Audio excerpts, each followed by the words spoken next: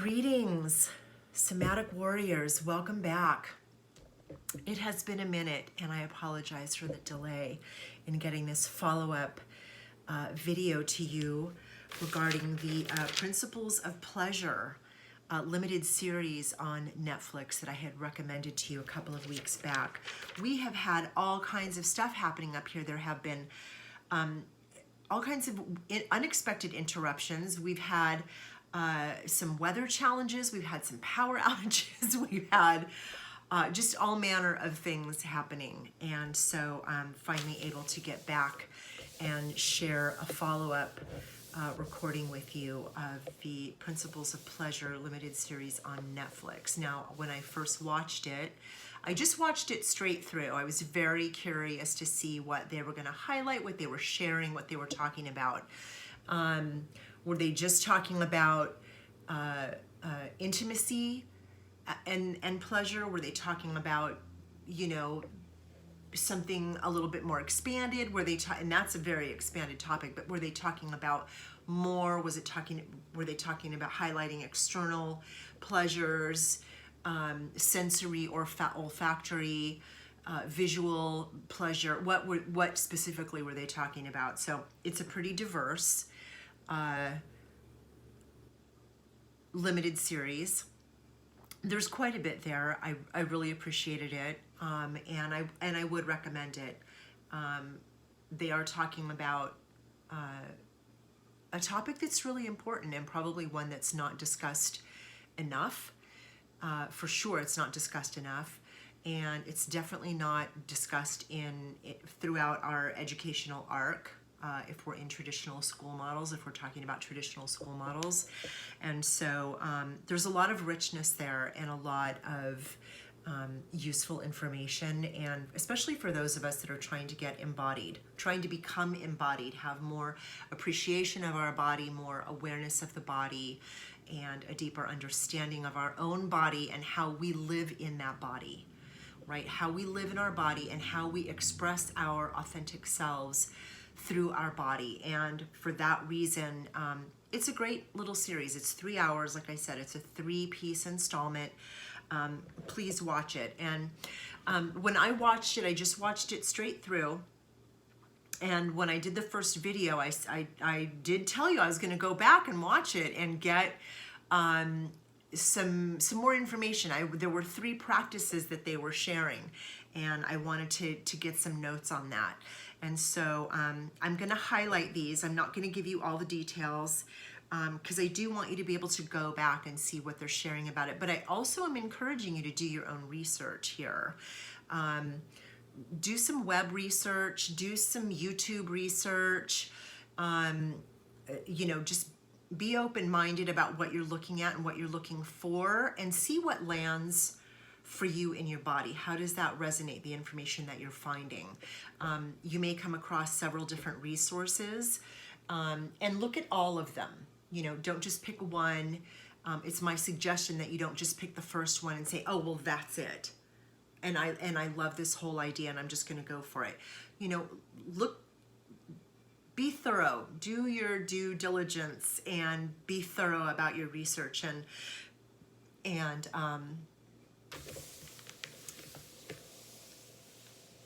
find what works for you, right? So these are just 3 techniques that can be helpful when we're talking about embodiment, and the resources, tools, practices that you can do.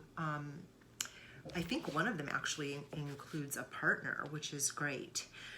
So the first one in the series is called a mirror exercise, and I've done this myself. This has been suggested to me in a couple of different arenas over the last 35 years. The first one is a mirror exercise, and the invitation is to stand in front of a mirror. And many of us have seen this depicted in films, or we've read this in stories or in poems. We may have even been this may have even been highlighted by maybe a therapist or a counselor, maybe a teacher. And so again, just coming back to this, that this tool can be very helpful. If you have been advised not to do this practice by a professional, by a therapist or a counselor, then I would hold to that, and I am not telling you to just go ahead and bypass what they're telling you to just go ahead and do this. And I want you to honor yourself and your body and whatever information it is that you are given by your medical professional. Again, I'm not dispensing advice. These are just, we're just a somatic embodiment education channel, and we're just going to share all the things with you. And while we're doing that, please know that we're also going to be, I think some of the wording I used in previous videos, we're going to be poking some holes and stuff, and really what we're going to be doing is challenging bias. I mean, I have my own biases around certain practices, meditation, more of a body-oriented focus is what I prefer for meditation. And movement, I have a particular bias around movement. It's not necessarily dance, but it's something that's more accessible to everyone, so that you don't necessarily have to be trained in dance or have an understanding of what contemporary movement is, or improvisation, contact improv, or anything like that. It really is just about where you are in your body right now and what your body is able to do. Because I have an understanding that sometimes movement is limited. And I also have some bias around art therapy. I love it. I've used it. It works for me. It's not going to maybe work for everybody else. There's a mental narrative that comes along with that. And, that I have to be a good artist, and I don't have any art training or any of those things. I didn't have any art training either when I returned to art as therapy. And that would have been around 2005, I think, was when I returned to the use of art as therapy. And prior to that, I hadn't done art for a very long time. But I can tell you, I've drawn a lot of stick figures. I've drawn a lot of stick figures, and I'm perfectly happy with my stick figures, because there's something about the curve of a line, or the line itself, that is very capable of capturing exactly what it needs to capture. And so, but we're still going to be challenging my biases, right? I'm still going to be, because I'm here as a neutral facilitator. And so over the course of this education channel, we're going to be looking at everything we can find around embodiment practices, and then checking bias. What does that look like? So I want to return to this. So the first invitation from this Principles of Pleasure video is the mirror exercise. The invitation is to stand in front of a mirror, and to as close to your birthday suit as you are comfortable. So as close to naked as is comfortable for you. Okay? And then write down all of the things that you love, like, appreciate, have an awareness of, that is really kind of tender and sweet about your body. Interior, exterior, your body and yourself. If it's your spirit, if it's your joy for cooking, if it's your love of gardening, if it's your deep appreciation for walking in the morning, whatever it is, like, it can be internal, it can be external, it can be, I love the way my hair is, I love the way my eyebrows are shaped, or I love the shape of my ears, or I appreciate my little mole. Whatever it is, just highlight those things that you love and appreciate about your body just as it is. And there's a couple of goals with this, is that it's countering cultural messages that we receive about our bodies. It's to this, it's not that, it has to be more of that, it has to be more of this. we've got this going on, whatever. And we're setting aside all of that negative input, those negative messages, those negative suggestions, because they can be damaging, they can be disruptive to our self-esteem and to our very dignity, and they're just unnecessary. And no one person is built alike. I mean, unless you're a twin or a triplet, those are exceptions. But for the most part, the majority of humanity, we're all different. And there's a real beauty in those differences, and difference matters. Difference is important. And so, seeing your body through your eyes, and this can be a daily practice, and if you just want to start with like the bathroom mirror and like, this is all I'm going to look at, for 30 days, I'm going to look at from here up and just make that list. It can improve your mental health. It improves our acceptance and our self-love, and we can gain a little bit more confidence about how we walk in the world, because when there's so much input about negative narratives about the body and how it's supposed to be, then if that's what we're taking in every day, even when we're trying not to take it in, even if we're not listening, we may be seeing it. Even if we're not paying attention to the ads, we may be hearing it. And so if we can counter that by crafting and cultivating our own relationship through a mirror exercise with our own body, that's like, the warrior spirit. That's what we're aiming for, is that we've got this really deep, strong, tender, juicy depth of appreciation for our own body. That changes everything. We're going to touch more on that, but energetically, there's a piece to that. So really what we want to do is start with the microcosm and the internal self, and just recognizing and looking at our own body, this being, this, however you want to put it, bag of bones, shell, all the things that we are occupying right now for this lifetime, and to build a deeper, sweet, loving, and compassionate relationship with it, because we're going to be together. We're going to be together for as long as we're on this journey, right? Me and my body. Like, that's it. That's all I have. When my body starts giving out and it's done, then that's it. That's all there is. And I want to do that for myself, and I want to be able to share, what we find out there, what's out there. We're going to highlight all the good and all the juicy. And so, one of the other things that it does is it helps us gain a greater self-awareness of pleasure, because we're connecting to the aspects of our body that we love and appreciate, right? And so we're building on that.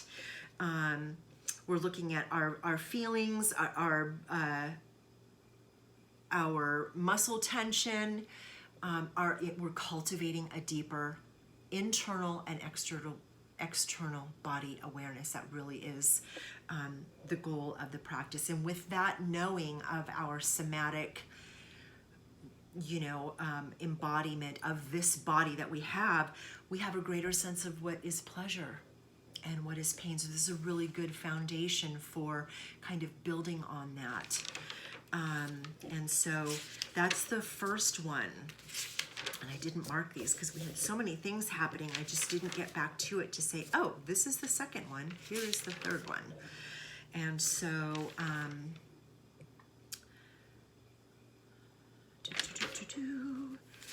there was a partner one. Here it is. So the second one is a body scan. And this is a mindfulness practice. And we sit in meditation, but we can just sit and be still, right? It doesn't have to be meditation. It can be just I'm just going to be still. I'm just going to be still for 10 minutes. I'm going to be still for 3 minutes, because sometimes that's all we can do. I remember a time when I couldn't stand the quiet. I had to have like a radio on or the TV on, like a radio, yeah, back in the day, or some kind of music. This was before iPods and phones. You know, if I had a portable CD player with a radio, or I put a CD in, or you know, tune into some music, or put the TV on, something, so I had this ambient noise in the background while I was doing stuff. If I was cleaning or cooking or whatever, but I couldn't be in a room that was silent. And that took a lot of practice. That took a lot of cultivating and effort and work. And I went from 1 minute to 2 minutes to 3 minutes of silence to 4 minutes of silence. Didn't matter that I wasn't sitting still. It was just, can I just be in the quiet, in the softness for a few minutes? And I was able to do that for longer periods of time, the more I practiced. But that took a lot of effort and a lot of discipline, and it's not an easy thing. But anything you know, that's important takes a little bit of effort. It's going to take a little bit of work, and you can do it. I know you can. I totally have faith in you. I have complete belief in the fact that you can do this. So just, you know, this body scan is a mindfulness practice. Again, you don't have to think of it as meditation if that's uncomfortable for you, but just find a spot that you can sit in. If it's on a couch, in a chair, if it's in a dining room chair, if it's in a chair, like all loungy and comfy, if it's a bean bag, if it's, you know, just sit as you know, as upright as you can, as comfortable for your body as you can. And, you know, take a couple of deep breaths and feel your sacrum drop a little bit. That's your tailbone. Just feel that drop a little bit. Feel your sits bones drop a little bit into the chair. And just breathe a little bit more deeply, just allowing yourself to settle in where you're at, just dropping down a little bit more. Notice your breath. Notice your breath on your nostrils as you breathe in, as you breathe out, whatever's comfortable. If you want to breathe in through your nose and out through your mouth. If you want to breathe in and out through your nose. Can you feel your breath on your upper lip? Can you feel that? Is it warm? Is it cool? And just practice that. Even if you can only do it for 2 minutes, just practice that. And as you do this for longer, start to scan your body. You can scan from the bottom up, or you can scan from the top down. I recommend trying from the bottom up, because that's really where we are, right? We're in the body. Start with just your toes. And if you can only pay attention to your toes and you need to stop, then just do that. Play around with it, see what you find. And again, do your own research. You may find videos on YouTube where they're actually inviting you to do a body scan with a facilitator. You may be able to go to an actual group at a yoga studio or an embodiment lab or a dance studio. There's all kinds of venues for being able to do this, to do a body scan. But if you are at home and you don't want to be out, maybe you don't have mobility, maybe you're not able to go out, maybe you don't have the finances to pay to go to a yoga studio, whatever it is, you know, work with what you have. There's so much available online. There was well before 2020, and there certainly is a whole lot more now.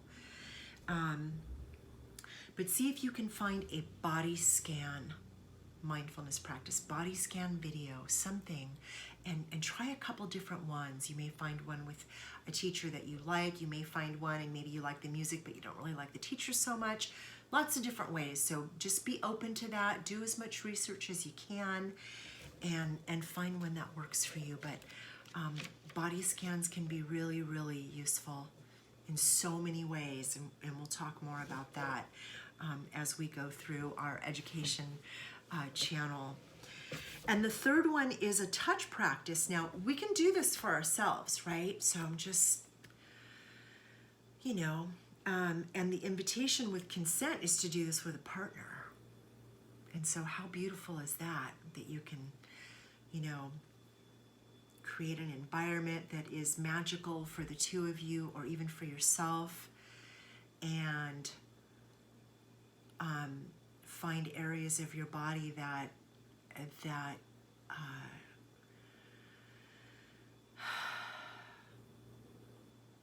need some extra awareness, extra attention, maybe a little bit more compassion,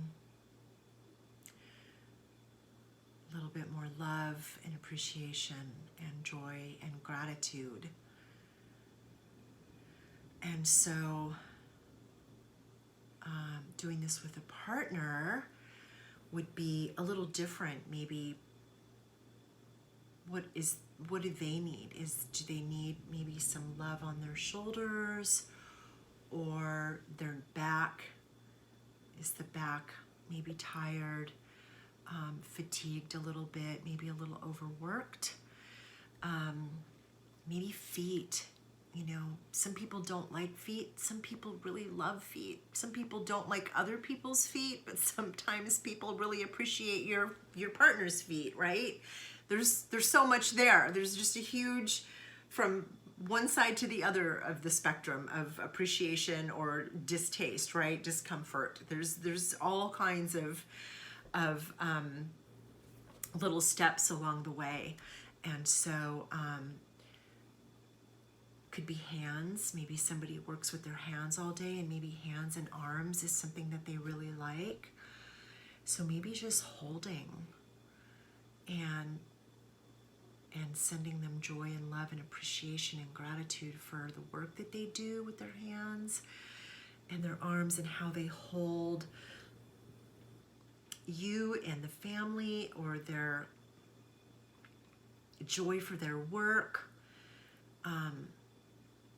their appreciation for tradition, their appreciation for their culture, their appreciation for animals, and whatever it is. And just, again, working together with this partner of yours, and with consent. And another way to do this is non-goal oriented. So that's more of a goal oriented, with appreciation and not necessarily goal to fix or to heal or to offer relief, but just appreciation. That can be a goal. I'm appreciating you. I want you to feel my appreciation. Non-goal really is very neutral. So that is just touching. That is just holding and just being present. That's a tough one. That's a really tough one. But it can be done beautifully and with practice. And then communication with your partner. What are they noticing? That can be a really beautiful and rich dialogue that can be supportive and nurturing and nourishing, especially when we're talking about embodiment, our own embodiment, and then learning more about our partner's embodiment or our family members' embodiment, if we're doing it for our kids or with our kids, if we're doing it for or with adult family members that maybe are older, our ancestors, and what a gift that is. And so the partner is really going to focus on the receiving of that. They're focusing on the sensations. What are they experiencing? And this is head to toe, right? Or toe to feet to head, whatever direction you want to go. It's just like when you maybe get a massage, right? You're like, oh, just start at my neck and shoulders and then just work your way down. Or I really like the face work first. Or, people have different requests when it comes to massage. Maybe they like to start face up. I really want face work, and my neck and shoulders done first, and then I'll flip over. I mean, I've had clients that are like, please start with face and neck and shoulders first, and then they want to flip over and receive the back work, and then they want to flip over again, and then have like the arms and the front and the legs and the abdomen work. Like, it's like, that's a lot of flipping around. I need a spatula for you.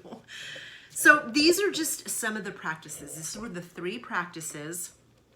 Again, I'll go in reverse order now. It's a touch practice, and you can do this for yourself and just giving yourself appreciation, or a partner practice with consent.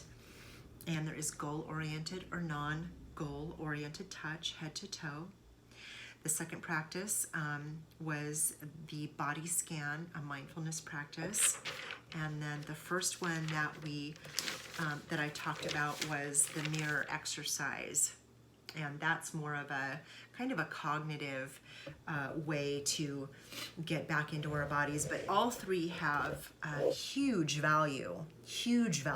And so just super, super important when we can look at some of the ways that are available to us for coming back into our bodies and having a deeper appreciation and a deeper understanding of our body, and how beautiful a body can be. I mean, it really, really is.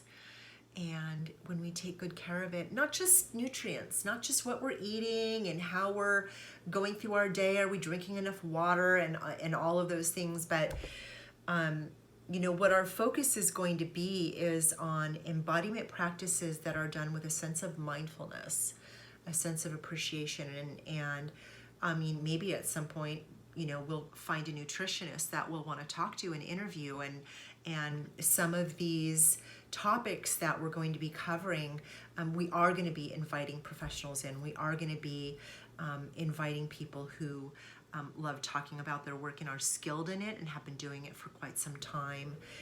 Folks who are educated and are really doing the deep, important work of embodiment, helping people get embodied, whether that's through a private practice or working with a particular demographic, or working in a clinical setting with maybe an entire group, like a holistic health practice.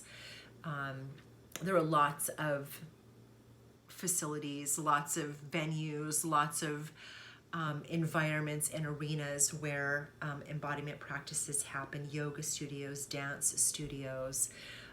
And on the flip side to that, because I did say we're going to be challenging bias here as well, I've already confessed to my own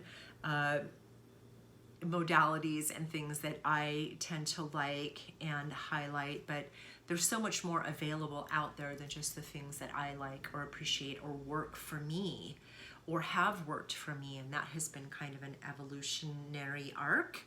It hasn't just been, these are the ones that work for me and these are the ones that didn't. It's like, well, these worked for me in the beginning, but they didn't work, they stopped working at some point, or not, or they weren't as efficient as they had been in the beginning. And then I found this other thing that really worked great.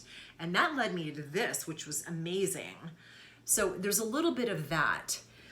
And so when I'm talking about yoga or dance or any of those things, you know, the challenge to the bias is that everything has, you know,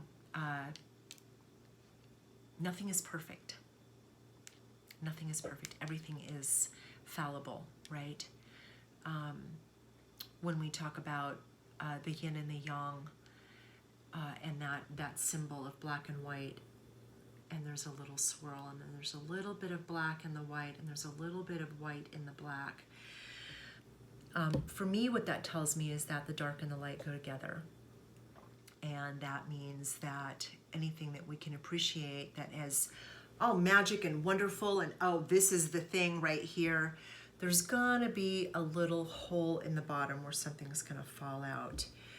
And so my invitation to you is to not put any one particular practice up on a pedestal.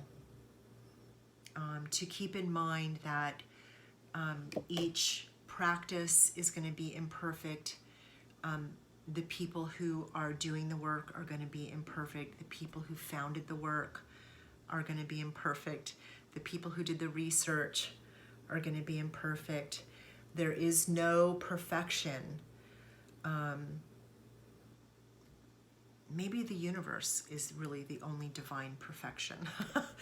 But, you know, when we look at the universe as a whole, you know, there's black holes, there's all kinds of, you know, things that are, you know, a little terrifying, but all in all, it's a beautiful thing. And our bodies are beautiful too. And there are lots of beautiful and challenging and mysterious ways that we can utilize to become embodied and get in our body. So that's what we're going to be doing here. I, again, apologize for the delay. We had some technical delays too, along with the weather and the power outages and all the little things, the high winds. We were on fire alert up here for a couple of days. We had a red flag warning. So just navigating all the challenges. And because I do struggle to be embodied, hello, which is why we're doing this channel, is, you know, sometimes those kinds of extreme, especially the red flag alert, those kinds of extreme situations that can be really scary tend to send me out of my body a little bit. So I have to really work that much harder to be present. And so it was easier for me to just focus on that and focus on the safety of my charges, because I am doing some animal care right now and making sure that they were safe and cared for. And so I'm going to be doing what I can, but we may not have any videos for a couple of weeks. So rewatch, do some research. I've mentioned some of the topics that we're going to be covering, like Hakomi and somatic experiencing and massage and body work and Traeger work and Rolfing and Feldenkrais and Ayurvedic practices, yoga, and the doshas. Do some research on those things while we're, you know, kind of gathering ourselves over here. We'll be back on the 20th of November to do some more videos for you and get those up. So I may post one more this afternoon. We'll see how the rest of the day goes. I still have quite a bit to do before I leave for the day, but just wanted to get this up. And again, Principles of Pleasure on Netflix. It's a limited series, so I don't know how long it's going to be up there. So if you do have Netflix, try to get on that. If you don't have Netflix, but you have a friend that does, maybe get together some folks and do a little group watch, and then maybe have a little chat about that afterwards, and, you know, see what you discover about yourself and one another. And you may come up with some brilliant things that you can do together. And even that contact practice at the end that I suggested, that third one, you could do that as a group. You know, we've done that in massage school. Everybody sit in a circle, and then you just put your hands on your partner's back and the neck and the shoulders, and then you all just do that in a circle, and everybody is giving and everybody is receiving, and then you can flip around and rotate and do it in the other direction. It's really a lovely way to practice that contact, to engage with that contact practice that I suggested, that was listed in that video. So again, it was really cool. So thank you so much, Somatic Warriors. It was lovely to share this with you. I really appreciate you. And I really am looking forward to more emails and questions and suggestions. If you've got practitioners you think we need to be interviewing, please send us that information. And you can reach us at etherealsoul2003@gmail.com. That's ETHEREALSOUL2003@gmail.com. And let us know what you find. And I don't know if the link is up. There might be some. So I have a blog. It's on WordPress, Ethereal Soul, and my thesis is up there. So I think I talked about this in one of the previous videos about the research that I did, the thesis that I put together for my interdisciplinary bachelor's degree in 2015, and that was kind of a culmination of, you know, many years prior to that, about 18 years, something like that, 13 years. And so 13 years of research and practice, and that led me to a thesis 2015. So that thesis is available on my Wix, on my WordPress blog. I had to close out the Wix website, so that's not available anymore. So we'll figure out a website thing later, but I wanted to at least get the thesis up for you so that you could read that if you wanted. And we'll find another platform for the website to get links, and we're getting a book list together for you so that we can share with you all of the resources that we have and all of the research that we've done, and so that you have access to that too. I'm trying to make it a little bit easier for you because sometimes it's hard to know where to get started, and sometimes there's just so much information out there. How do you decide what is valuable, right? So that's where we're at right now. We're at 35 minutes. I'm going to stop right here. It's been lovely sharing with you. I hope that you're having a fine, fabulous, warm Saturday, November 4th or whatever it is today, in Southern California, and it is warm. It is super warm. So much for the fall that we had that lasted 5 minutes. Okay, you take good care, Somatic Warriors, and we'll talk again soon. Bye.